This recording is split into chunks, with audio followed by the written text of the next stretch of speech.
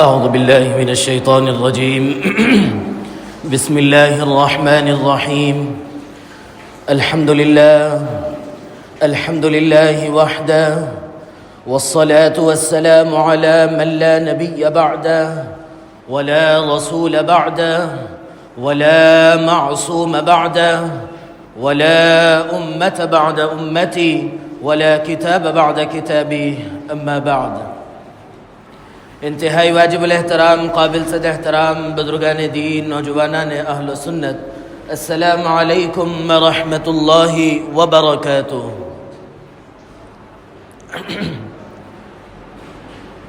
اسلام ایک کامل و مکمل مذہب ہے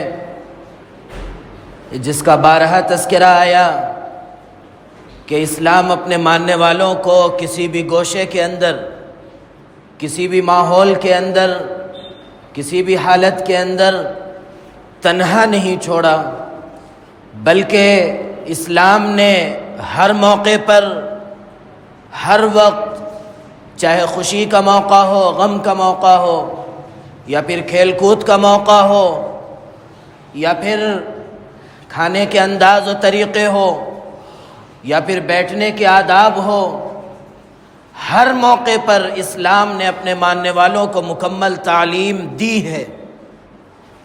ایسا نہیں ہے کہ اسلام نے کہیں پر کوئی حصہ چھوڑ دیا ہو جس میں ہم کو دوسرے کے پاس سے رہنمائی لینے کی ضرورت پڑے، ایسا بالکل بھی نہیں ہے۔ لیکن اگر مسلمان اسلام کو، اسلامی تعلیمات کو مکمل ماننے کے بجائے دیگر لوگوں سے کچھ چیزیں سیکھتا ہے، لیتا ہے، تو وہ جہاں پر ایک برا عمل کرتا ہے کہ من تشبہ بقوم فہو منہم کے میں اس کا شمار ہوتا ہے، یعنی جس آدمی جس قوم کی مشابہت کرتا ہے اللہ تعالیٰ قیامت کے دن اس کے ساتھ اس کو اٹھاتے، جہاں وہ اس جرم کا مجرم بن رہا ہے وہیں آگے بڑھ کر یہ اسلام کو داغدار کرنے کا ایک بڑا حصہ بھی ادا کر رہا ہے۔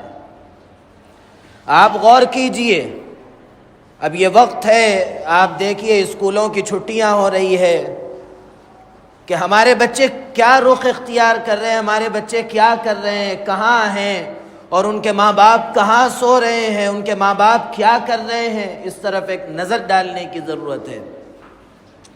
آج مسلمان بحیثیت مسلمان اپنی اولاد کی کس حد تک کیا کر رہا ہے، کہاں اس کو لا کر کھڑا کر رہا ہے، کیا کر رہا ہے، اس طرف نظر ڈالنا بے انتہا ضروری ہے۔ اب آپ دیکھیے کہ یہ جو موقع ہے سنکراتری وغیرہ کا، یہ خالصتاً ہمارے غیر مسلم بھائیوں کا، ہندوؤں کا ایک مذہبی تہوار ہے۔ آپ دیکھیے کہ ہمارے جو خوشی کے دن ہیں، عید ہے یا بقرعید ہے، کیا ہماری اس خوشی کے موقع کو کیا مسلمانوں کے علاوہ کوئی اور مذہب کا آدمی اس کو خوشی کے طور پر ادا کرتا ہے یا نہیں کرتا ہے؟ ظاہر سی بات ہے کہ آپ کا جواب نفی میں آئے گا کہ نہیں، بالکل بھی نہیں۔ لیکن یہ مسلمان انتہا سے زیادہ بے غیرت کیوں ہو گیا، اتنا لالچی اور بے حس کیوں ہو گیا کہ وہ دیگر مذاہب کے لوگوں کے تہواروں کو اپنی زندگی کا حصہ بنا رہا ہے؟ کیوں اتنا لالچی اور بے حس کیوں ہو گیا؟ اس کو پیسہ فراہم کون کر رہا ہے، اس کو موقع فراہم کون کر رہا ہے؟ کیا یہ وہ مجرم ماں باپ نہیں کر رہے ہیں؟ اس کو لے جا کر کیا کیا نام سے کیا کیا چیزیں، ابھی کل شام میں ایک لڑکا بتا رہا تھا کہ وہ جو مانجے وغیرہ کا جو لایا ہے وہ چٹا 3-3 ہزار روپے میں مل رہا ہے۔ کون دے رہا ہے اس کو؟ بچوں کے پاس کہاں سے آ رہا ہے پیسہ؟ کیا یہ ان کے ماں باپ کی یہ حرام کمائی ہے؟ سود کا پیسہ ہے جو بیکار، یہ بیکار چیزوں میں لگا رہے ہیں، یا خون پسینے سے بہا کر پیسہ لائے تھے جس کو ایسا ضائع ہو رہا ہے؟ ایک آدمی جب اپنے خون پسینے کا پیسہ لاتا ہے تو اس کو ایک ایک روپیہ خرچ کرنے میں اس کے دل میں درد ہوتا ہے کہ میں کیا کر رہا ہوں، کہاں یہ پیسہ خرچ کر رہا ہوں، کہیں بیکار تو نہیں ہو رہا ہے، اس کے بجائے میں یہ ضرورت پوری کر سکتا تھا، میں اس کے بجائے گھر کے اندر یہ ایک ضرورت تھی، اہم کام تھا، اس کو میں پورا کر سکتا تھا، اس کو پورا کرتا۔ جب آدمی کا پیسہ حرام جمع ہوتا ہے تو اس کو حرام کاموں میں دل لگتا ہے۔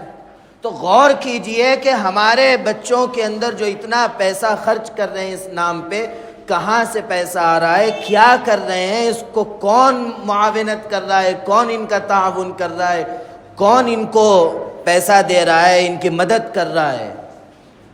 ظاہر سی بات ہے کہ ایک بچہ جب اپنے بچپن میں ہے، لڑکپن میں ہے، تو نہ اس کے پاس کوئی ذرائع آمدنی ہوتی ہے، کچھ نہیں، وہ ماں باپ پیسے دیتے ہیں یا وہ چچا پیسے دے دیے، ماموں پیسے دے دیے۔ آج کل تو ماموں کا زور چلے گا کیونکہ چھٹیاں ہیں، پورے اپنے اپنے نانی کے گھر بیٹھے ہیں، تو اب ماموں پیسے دے دیے، وہ نانا پیسے دے دیے، وہ فلاں کون کون کیا کیا کر رہے ہیں۔ ان بچوں کا بگاڑ کا سبب کون بن رہے ہیں؟ گناہ کے اندر معاونت کرنا، گناہ کے اندر تعاون کرنا، گناہ کی مدد کرنا کوئی معمولی نہیں ہے، بلکہ وہ شخص برابر اس گناہ میں شامل سمجھا جائے گا، اس کا گنہگاروں میں شمار ہوگا۔ اور پھر اس سے جو نقصانات ہمارے سامنے آ رہے ہیں، مانجے کے کتنے نقصانات ہیں۔ ابھی جو ہے کتنے ہم سوشل میڈیا پر دیکھ رہے ہیں، وہ مانجا لگا، وہ رگ کٹ گئی، اتنا خون بہہ گیا، فلاں ہو گیا، نقصان۔ پھر جو ہے نا کیا بولتے ہیں، چھتوں پہ چڑھ رہے ہیں، بے پردگی الگ، چیخم پکار الگ، اور پھر اس کے ذریعے جو نماز قضا ہو رہی ہے۔ ظاہر سی بات ہے کہ ہمارا کوئی بھی بچہ 8 بجے چھت پہ چڑھا، 1 بجے اتر گیا، 2 بجے چڑھا، 4 بجے اتر گیا، ایسا تو نہیں ہے، بلکہ ظہر کے بعد تیاری ہوتی ہے، 2 بجے کے بعد سے کھانا وانا کھا کے پتنگ لانے نکلتے ہیں، وہ لائے تک تھوڑا سا جو ہے موسم ٹھنڈا ہونے لگتا ہے، اس کے بعد اثر کہاں پڑتے ہیں۔ ایک بچہ بھی جو پتنگ پلا رہا ہے کوئی اثر نہیں پڑے گا، آپ خود دیکھیے، جرم نہیں ہے۔ ایک بار یہ بات ہمارے سامنے آئی تھی کہ حضرت لقمان علیہ السلام، جو ان کی عقل مندی کا راز تھا، جو اللہ تعالیٰ نے ان کو اتنی دانائی دی تھی، اس کے جو ان کے راز تھے اس میں سے یہ تھا کہ وہ لایانی چیزوں سے، بیکار چیزوں سے وہ بچتے تھے۔ اس کے اندر کیا فائدہ ہے؟ جسمانی فائدہ ہے، دینی فائدہ ہے، کیا فائدہ ہے؟ نقصان کے علاوہ اس عمل کے اندر کیا چیز ہے؟ صرف نقصان ہے۔ اور اسلام نے جن چیزوں کے اندر نقصان ہے اس کو جائز قرار نہیں دیا ہے، چاہے وہ کوئی بھی کھیل ہو۔ ایک طرف تو یہ بات ہے، لیکن اس سے بڑھ کر اس عمل کے اندر وہ چیز پائی جاتی ہے جو غیر مسلموں سے آئی ہوئی ہے، جو اس مسلمان اپنا رہا ہے۔ کتنی بری بات ہے، کتنی بے غیرتی کی بات ہے۔ ان کی غیرت کہاں گئی؟ یہ ماں باپ کیا کر رہے ہیں بچوں کے ساتھ؟ کیوں یہ بچوں کے دشمن بنے ہوئے ہیں؟ آپ اس کو معمولی کھیل مت سمجھیے کہ کھیلے بچے اتنا اڑا لیے آ گئے، اتنا ہی ہے جرم، اتنا مت سمجھیے۔ یہ آپ جو ایک سکھ نے کتاب لکھی ہے مغلوں کی آخری پنجاب کی تاریخ، آپ اس کو اٹھا کر دیکھیے، اس کے اندر کیا تاریخ لکھی ہوئی ہے۔ یہ خالصتاً مذہبی تہوار ہے۔ آپ کسی مذہب کے کوئی عمل کو اپنا کر آپ مسلمان باقی رہتے ہیں۔ میں آپ کو ایک بات بتاتا ہوں کہ اگر کوئی آدمی کوئی جرم کرتے ہوئے مر گیا تو کیسا ہمارے پاس ذلت سے اس کی طرف نگاہ جاتی ہے کہ اتنا بڑا جرم کرتے ہوئے وہ مر گیا۔ آج ہمارے بچے اوپر چڑھے، وہ تار لگ گیا، وہ چھت پہ سے گر گئے، وہ مر گئے۔ جو ہم مثال سنتے تھے، دعا نہ درود مر گیا مردود، اتنی بری موت ہو رہی ہے ایسے بچوں کی۔ کون اس کا جرم کر رہا ہے؟ کون جرم کروا رہا ہے؟ کتنی بری موتیں ہو رہی ہے، اتنی بری۔ آپ یہ تصور کر سکتے کہ آپ کا بچہ کسی گندے جرم کے اندر مر گیا اور آپ اس کو خوشی تصور کر سکتے؟ کتنے برے عمل میں ہم پڑے ہوئے ہیں۔ کیا ہم کر رہے ہیں؟ غیرت ہے یا نہیں ہے؟ اس چیز کا احساس ہے یا نہیں ہے؟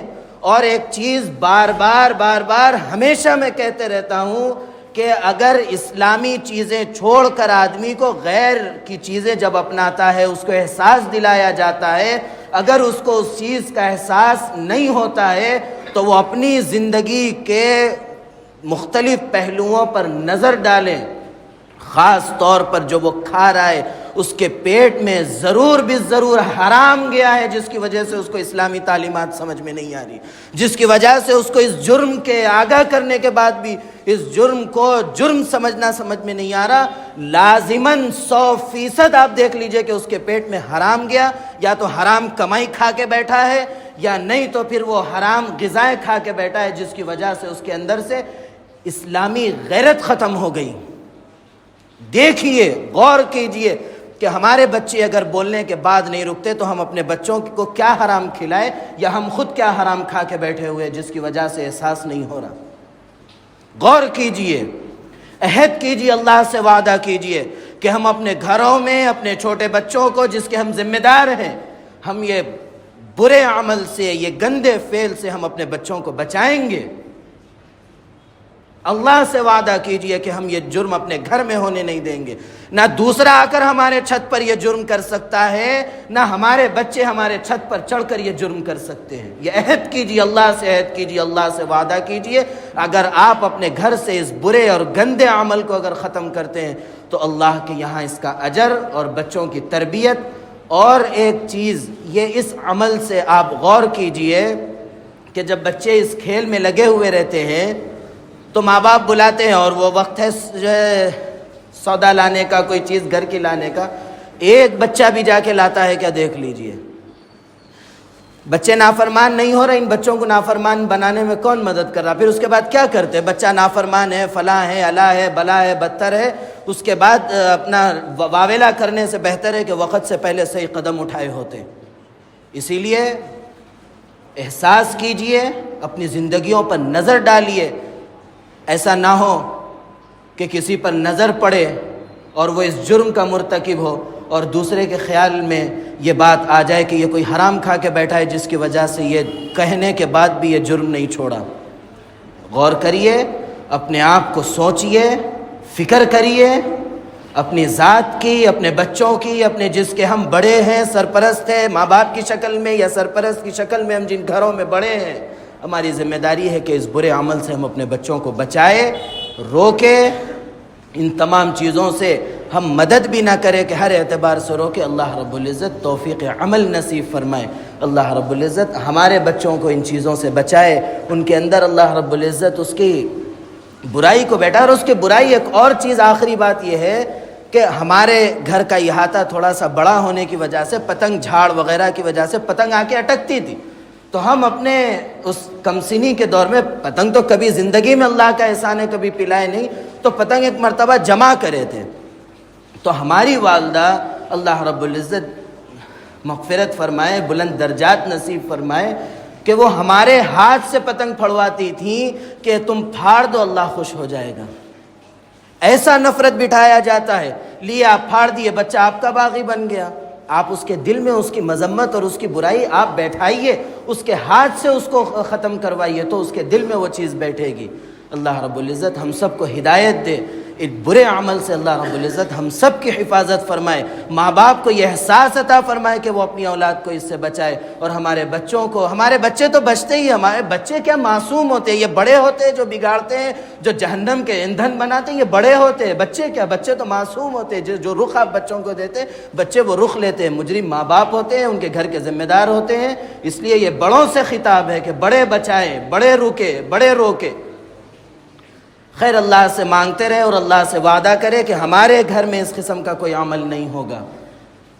اور آخر میں جو لوگ بیمار ہے، ایک صاحب ان کا آج آپریشن ہے، ان کے لیے دعا کیجئے کہ اللہ رب العزت انہیں صحت کاملہ، عاجلہ، دائمہ، مستمرہ عطا فرمائے، اور جتنے لوگ بیمار ہیں جن پر ہمارا حق ہے دعا کرنے کا، اللہ رب العزت ان سب کو شفاء کاملہ نصیب فرمائے۔ اور اسی طرح اللہ رب العزت جو لوگ ہم سے دعا کے لیے کہتے ہیں، اللہ رب العزت ان کی ہر جائز تمناؤں کو بروقت بآسانی اللہ رب العزت اپنے فضل و کرم سے پورا فرمائے۔ اللہ رب العزت کہنے، سننے، لکھنے، پڑھنے سے زیادہ عمل کی توفیق عطا فرمائے، عمل کی باتوں پر عمل کرنے، بچنے کی باتوں سے بچنے، اور عقیدے کی باتوں پر عقیدہ رکھنے کی توفیق عطا فرمائے۔ آمین۔ وآخر دعوانا ان الحمد للہ رب العالمین۔